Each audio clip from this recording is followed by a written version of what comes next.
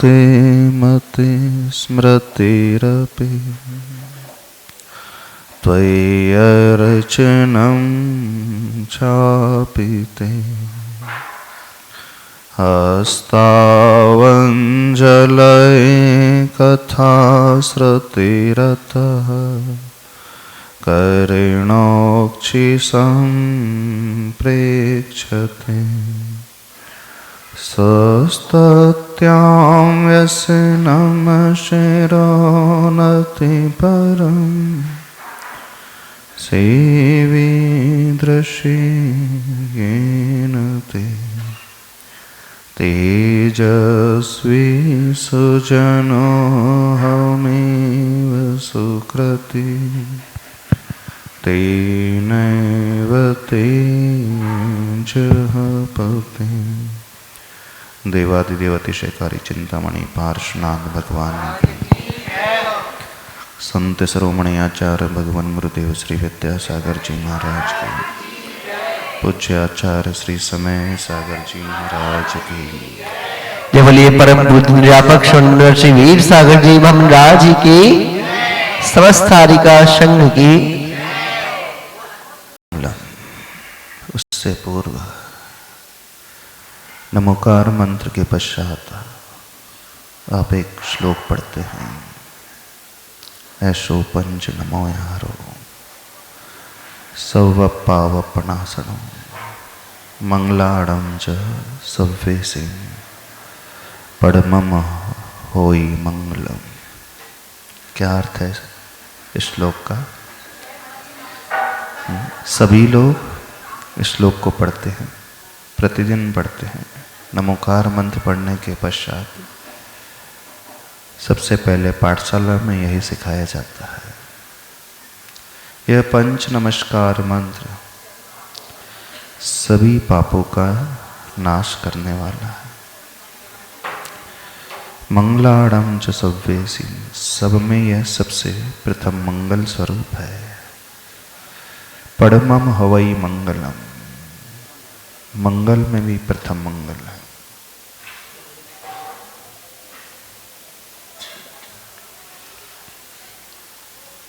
अब एक बात आपसे पूछना चाहते हैं,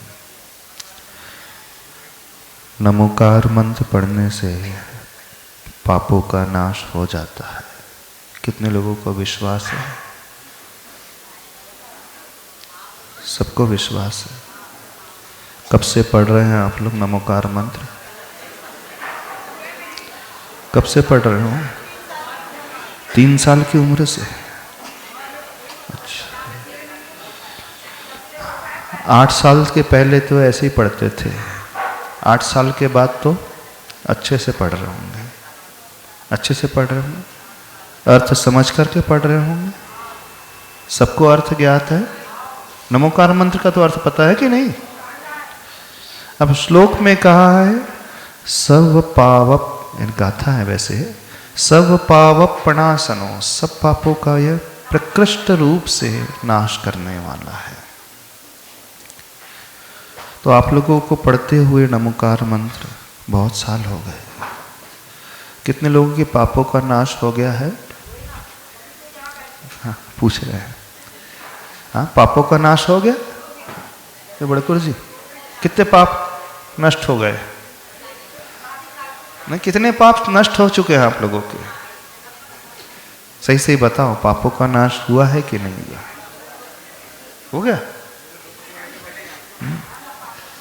मंत्र पढ़ने से पापों का नाश कैसे हो जाएगा?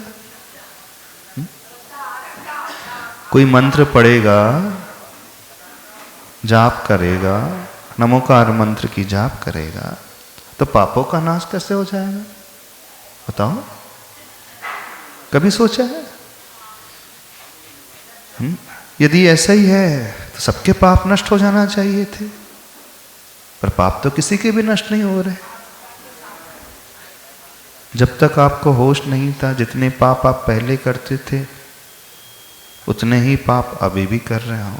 होश आने के पश्चात, अर्थ समझने के पश्चात जैसे पाप पहले होते थे अभी भी वो हो गए। यहां लिखा पापों का नाश, तो कौन से पापों का नाश? जो भूतकाल के पाप का नाश कि वर्तमान के पाप का नाश?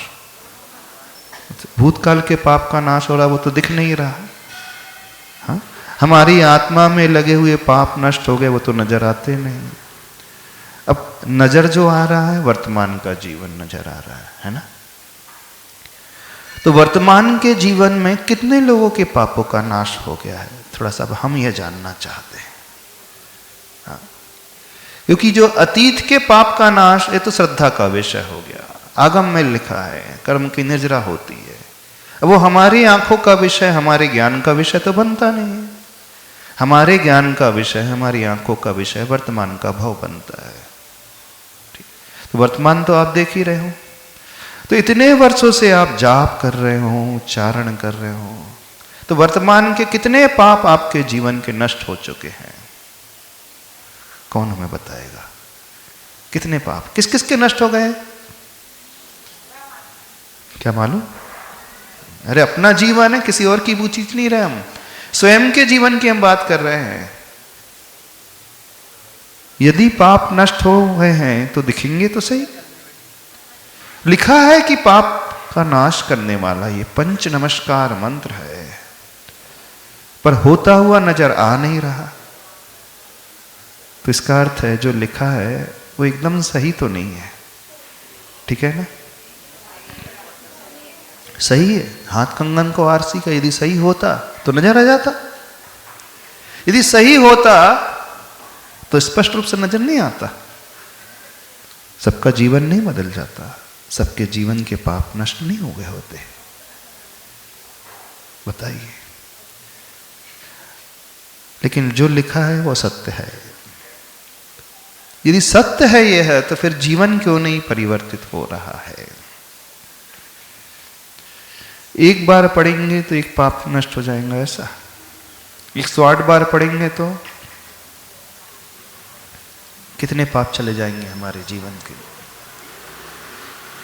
कैसे ऐसे हो जाता है कि मंत्र की जाप करने मात्र से, मंत्र का उच्चारण करने मात्र से हमारे जीवन के पाप क्षय को प्राप्त हो जाते? कैसे संभव है? क्योंकि प्रैक्टिकल में तो देखने में आ नहीं रहा। आप लोगों को आ रहा है? किन किन को आया? एक आध दो व्यक्ति हाथ खड़े कर रहे हैं, बाकी के हाथ नीचे हैं। इसका अर्थ है कि आपको कुछ भी प्रैक्टिकल में नजर नहीं आ रहा, और नजर नहीं आ रहा है तो सीधा सा फलितार्थ निकलता है वो घट नहीं रहा जो घटना चाहिए। अब इसके पीछे रहस्य क्या है उसे समझे। जब कोई व्यक्ति अंदर से इस मंत्र को पढ़ता है, बार बार इस मंत्र का जाप करता है, मन सहित इस मंत्र को अपने हृदय में धारण करता है, तो क्या प्रभाव उसके जीवन में पड़ता है? जब आप प्रभु के दर्शन करते हैं तो क्या प्रभाव आपके मन में? हमेशा निर्मल रहेंगे। शुक्ल लेस्या वाला जीव कभी गुस्सा नहीं करता। शुक्ल लेस्या वाला जीव कभी पाप नहीं करेगा, हिंसा नहीं करेगा। शुक्ल लेस्या से जो भरा हुआ जीव होता है वो कभी झूठ नहीं बोलता। देख लेना, वो हमेशा दया के भाव से और समता के परिणाम से सहित होता है। शुक्ल लेस्या वाला जीव, उसका लोभ, उसकी तृष्णा बहुत कम रहती है। वह संतोषी सबसे अधिक रहता है, क्योंकि शुक्ल लेस्या वाले जीव का लक्षण होता है जो उसे मिल जाए उसमें वह संतुष्ट रहता है। वह कभी किसी से शिकायत नहीं करता। शुक्ल लेस्या वाला जीव कभी किसी की बुराई नहीं करता, कभी किसी के अवगुण को देखने वाला नहीं होता। वो छल कपट से बहुत ऊपर उठा हुआ रहता है। यानी जिसका ऑरा अच्छा होता है वह व्यक्ति अपने आप ही हिंसा से, झूठ से, चोरी से, तीव्र तृष्णा से, लोभ आदि से ऊपर उठने लगता है। अब ये परिणति उसकी कैसी हो रही है?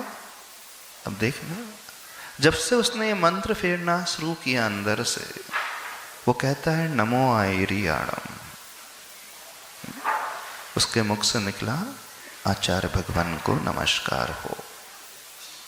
अब जिसने बार बार जब आचार्य भगवान को नमस्कार किया तो उसका परिणाम ये होता है कि इसके सबकॉन्शियस माइंड में, अवचेतन मन में उन आचार्य भगवान के गुण नजर आने लगेंगे।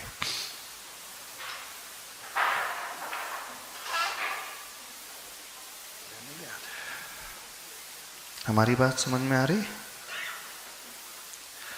अब उसे वे गुरु ही गुरु नजर आएंगे, गुरु की अच्छाइयां ही नजर आएंगी, उनके निर्मल परिणाम की ओर उसकी दृष्टि होगी। जब कोई व्यक्ति नमो शब्द कहता है, अर्थात नमस्कार की भावना लेकर के आता है, तो नमस्कार करने वाला व्यक्ति हमेशा झुका हुआ होता है। देखना, सिर्फ हाथ जोड़ने से नमस्कार नहीं होता है। जब हम अंदर से नमो आयरियाणम कहते हैं तो अंदर से हमारा विनय का भाव रहेगा, और जो विनयशील होता है जीव, उसकी हमेशा गुणग्राही दृष्टि रहती है।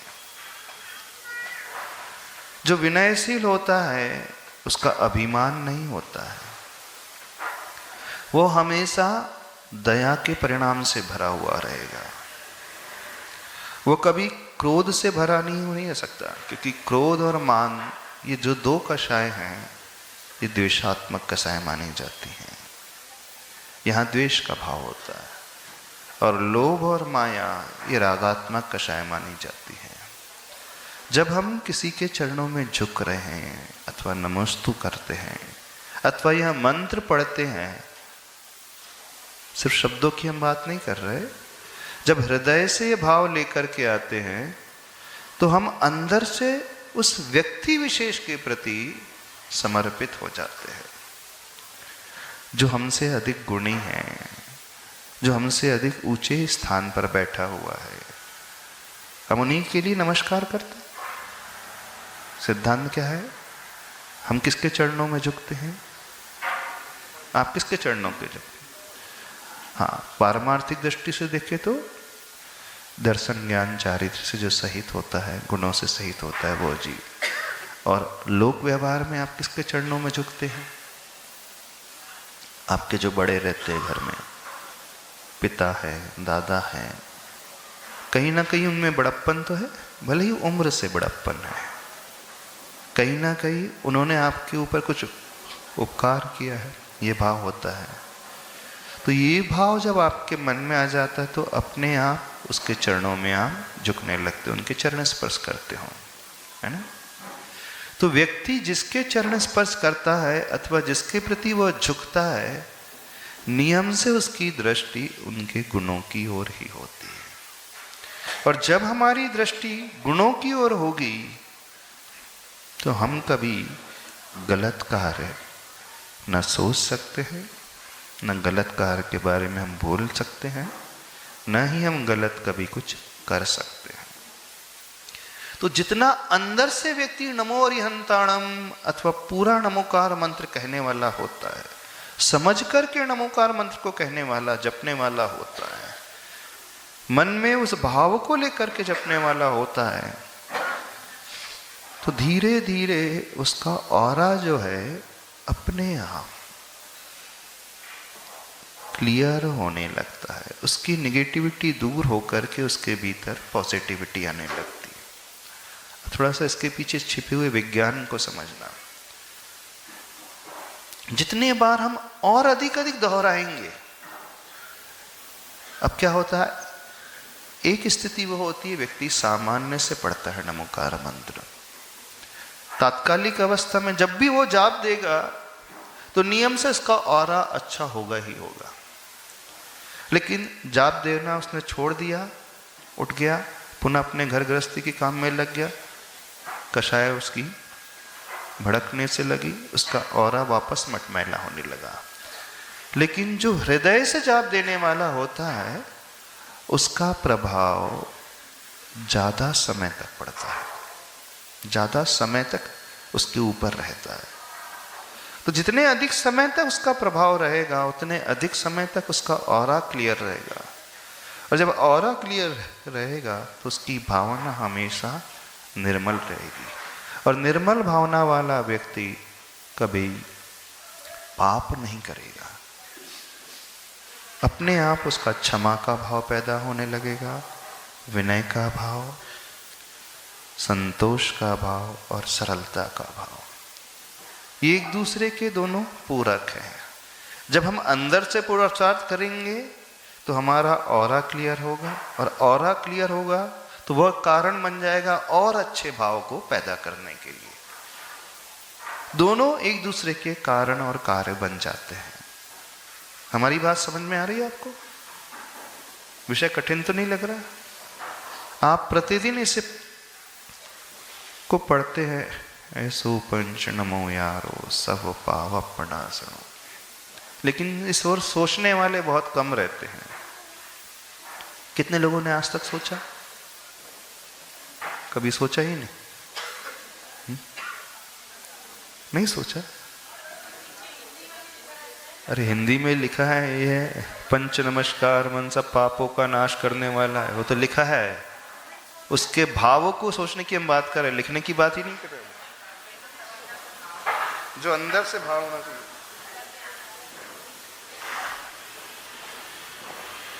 उसके बारे में हम कहना की बात कर रहे हैं। अब अंदर से इन अरिहंत परमेष्टि पंच परमेष्टि का आलम्बन लेना सीखे, और जो इनका आलम्बन लेता है फिर उनके लिए ये मंगल स्वरूप हो जाते हैं। इस कारण कहा है चत्तारी मंगलम अरिहंत मंगलम। तो आप लोग लेते हो इनका आलम्बन? कितने लोग लेते हैं इनका आलम्बन? दूर दूर से, पास से? नहीं, दूर दूर रह करके, पास पास रह कर। अभी तक आपने दूर दूर नहीं। अच्छा, पास से रहने का, आलम्बन लेने का वक्त कब आता है आपके जीवन में, पता? पता है आपको? आप अरिहंत भगवान के निकट कब पहुंच सकते हैं जानते हो? जब आप उनकी हर जीवन यात्रा को बड़े करीब से देखते हो। मान लीजिए जैसे पंच कल्याणक हो रहे हैं, है ना? प्रभु का गर्भ कल्याणक हो रहा है, जन्म कल्याणक हो रहा है। तो जो गर्भ कल्याणक करने वाला जीव होता है वो इंद्राणी होती है, इंद्र होते हैं। जो जन्म कल्याणक उनका मनाते हैं और फिर वो दीक्षा कल्याणक उनका मनाते हैं, तो उनका जुड़ाव अपने आप ज़्यादा होने लगता है। एक उदाहरण दे रहे हैं।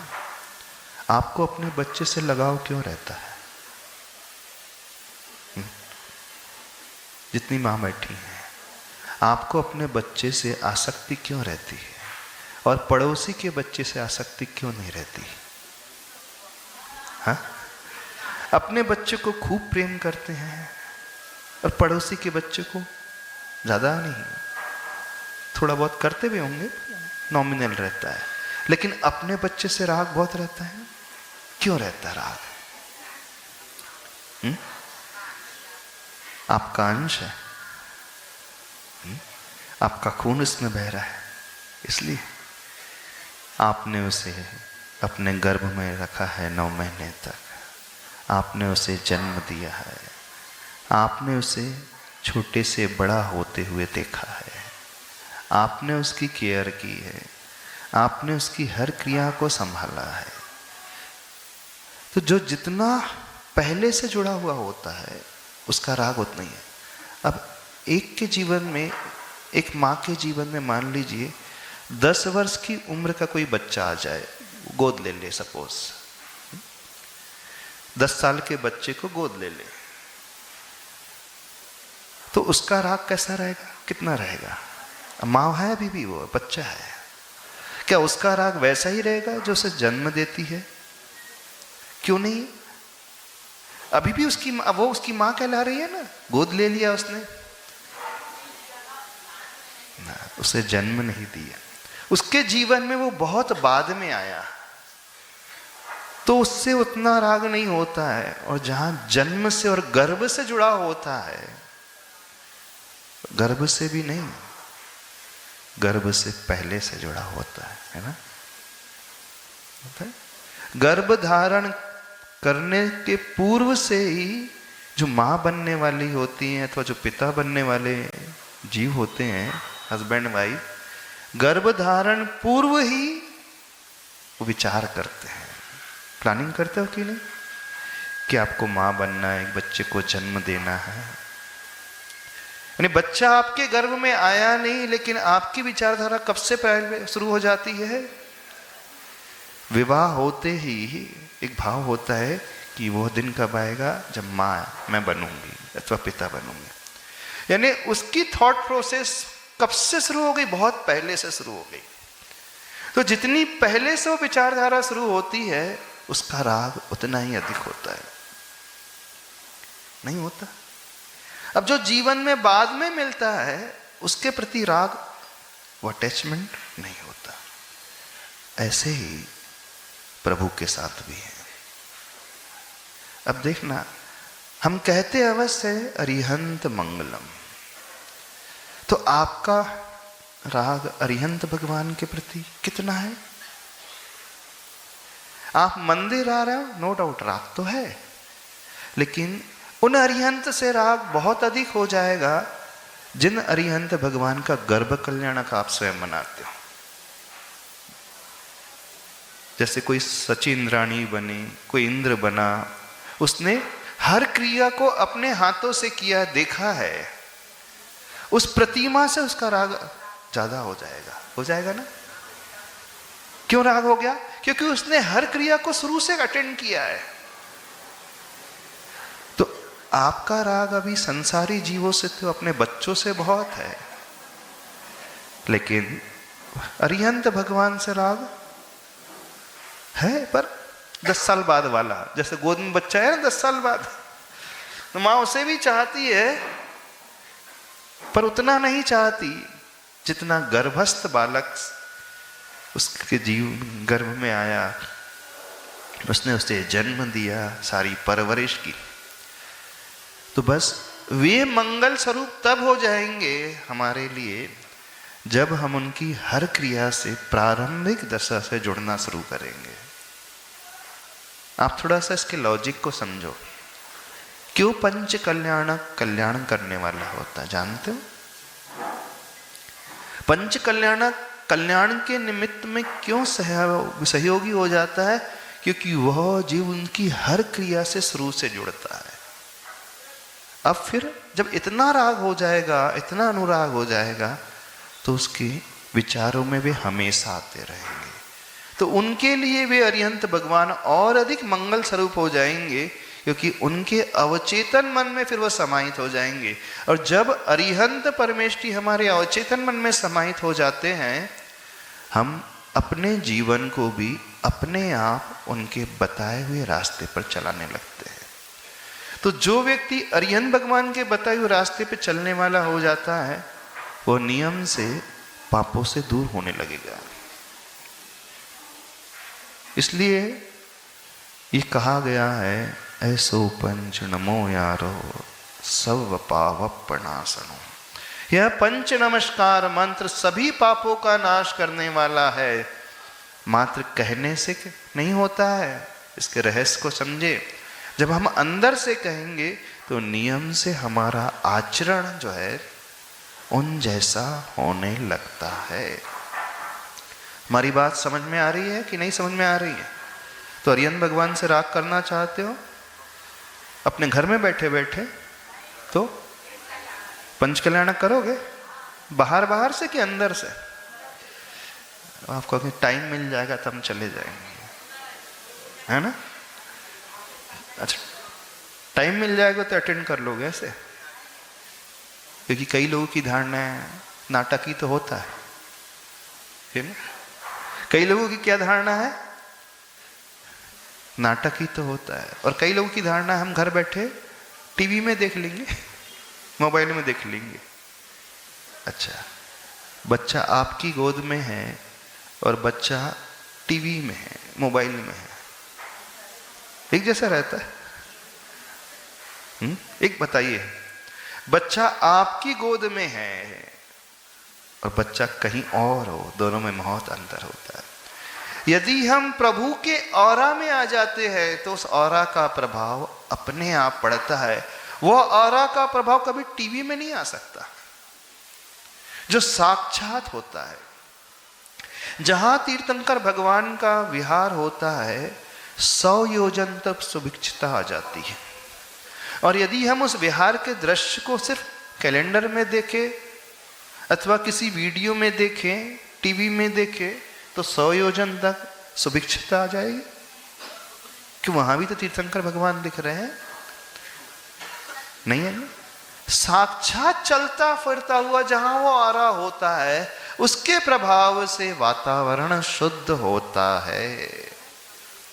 तो जहां साक्षात सानिध्य मिलता है, वो विशुद्धि वहां अधिक बढ़ती है। वहां फिर हमारा परिणाम निर्मल अधिक होगा, वहां राग का भाव अधिक होगा, और फिर उसके बाद वे मंगलमय हमारे लिए अधिक बनने वाले हैं।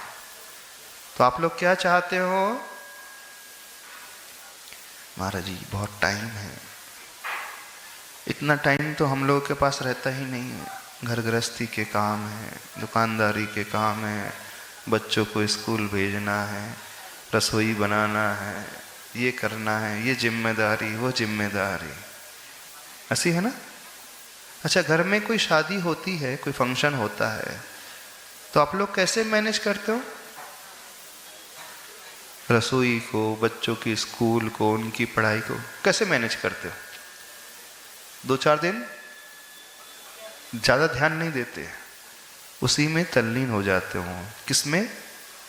जब कोई घर में शादी का फंक्शन होता है ना? अच्छा, और जब प्रभु का कोई फंक्शन हो तो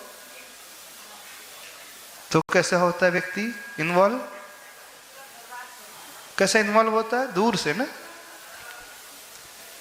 अब कुछ लोग होंगे ये कहेंगे, हमारे मंदिर का पंचकलनम थोड़ी है। कहाँ का है? दूसरे मंदिर का है।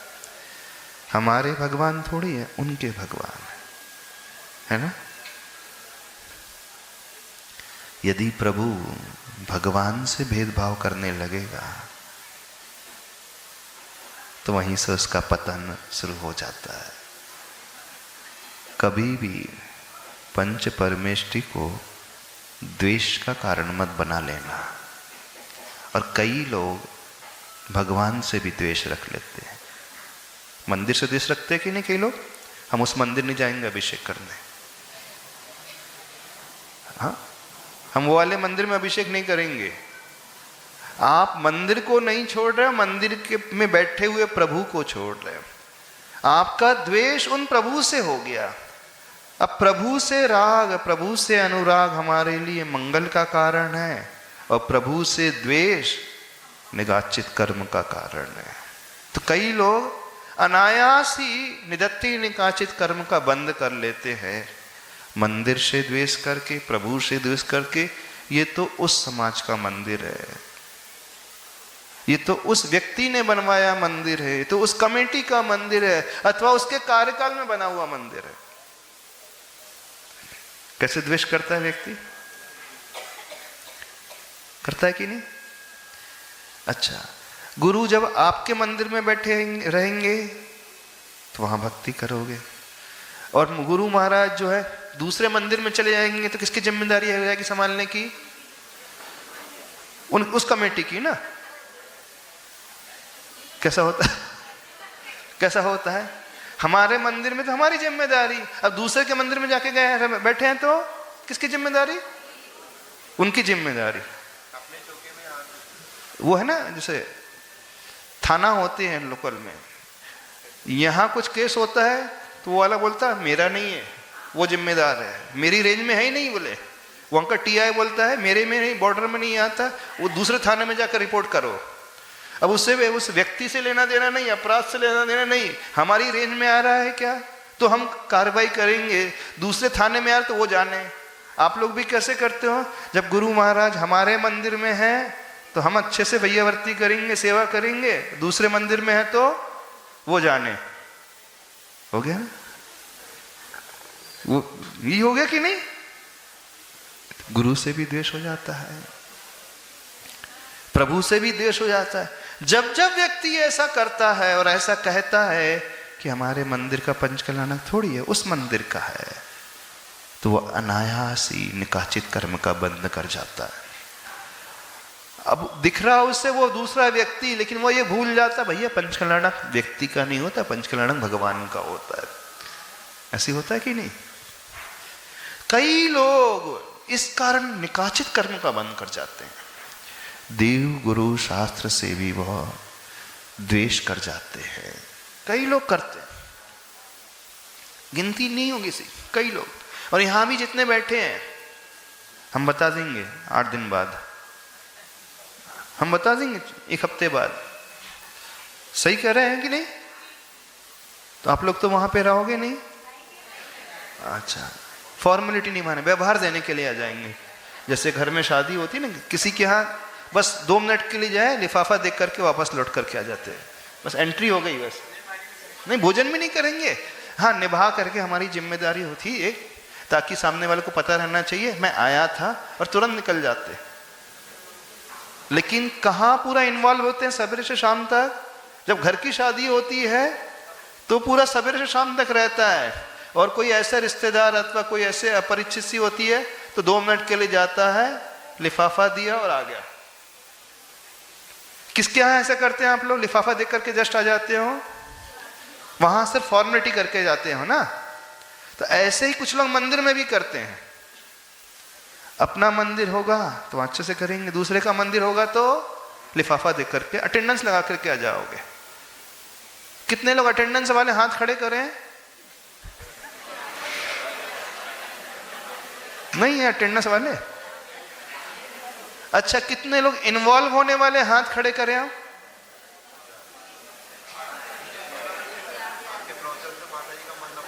हाँ, आप वहां भी नहीं, यहां भी नहीं, वहां भी नहीं, तो कहां बीच के हो क्या? जो ना यहां का होता ना वहां का होता, वो कहां का होता है? कहां के हो आप लोग? बीच के कैसे हो बताओ? कुछ तो बोलो। औपचारिकता निभाओगे कि एक्टिवली इन्वॉल्व होगे? बहुत सारे लोग सिर्फ औपचारिकता, कुछ लोग तो वो भी नहीं निभाएंगे, औपचारिकता भी नहीं निभाएंगे, बोले हम तो घर में ही हैं। क्यों प्रमोद जी, कैसा है? यहां वाले तो उस मंदिर में जाएंगे नहीं ना? न जाएंगे?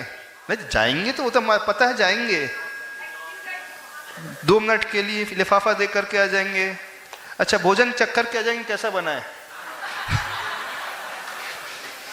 हाँ, भोजन चख करके आ जाएंगे, कैसा बना है, क्या क्या है, मेनू कैसा है, उसके बाद डिसाइड करेंगे जाना है कि नहीं। हाँ, क्योंकि सबसे ज्यादा अटेंडेंस मिलती है तो भोजनशाला में।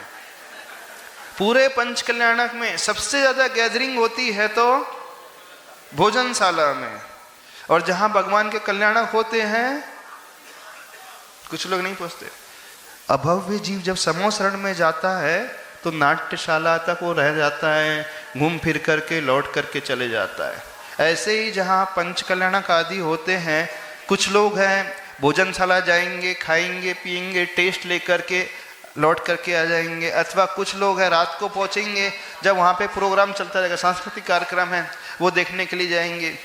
तो जो लोग भोजनशाला के लिए जाते हैं, जो लोग मेला घूमने जाते हैं, जो लोग से सांस्कृतिक कार्यक्रम अटेंड करने जाते हैं, वो कैसे जीव हैं?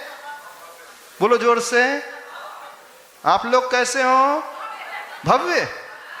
तो फिर नाटक में नहीं अटकोगे ना, भोजनशाला तक सीमित तो नहीं रहोगे। नहीं, भव्य जी भी देखता है, सब नाट्यशाला भी जाता है, सारे कार्यक्रम अटेंड करता है, लेकिन सबसे पहले उसका लक्ष्य जो है प्रभु के दर्शन का होता है, प्रभु की भक्ति का होता है। तो आप लोग क्या करोगे? अब पूछ रहे हैं समय हो रहा है, छोड़ रहे हैं। तो हम चाहते हैं कोई भी अभव्य वहां पर ना आए, ठीक है, कोई भी अभव्य जो है वहां पर ना आए, और जो आएगा वो भव्य ही रहेगा। तो फिर जो नहीं आएंगे वो कौन? मिथ्या दृष्टि जीव को जिनवानी ना सुहाए, कै ऊँघे कै लड़ पड़े कै उल्ट घर को जाए। तो आप लोग कहाँ जाओगे? दुकान।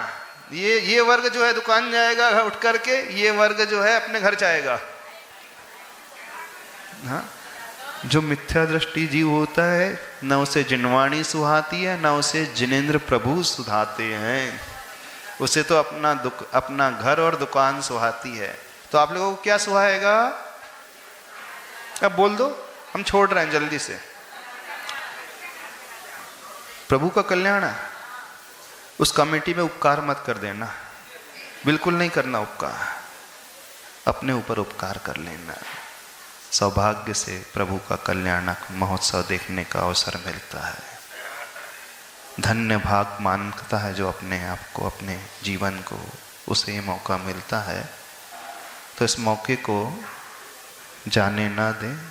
यदि आप अपने आप को भव्य मानते हो, और निकट भव्य जो होता है वो आतुर होता है प्रभु के कल्याणक को देखने के लिए, तो हम तो यही मानेंगे आप सभी लोग निकट भव्य जीव हैं।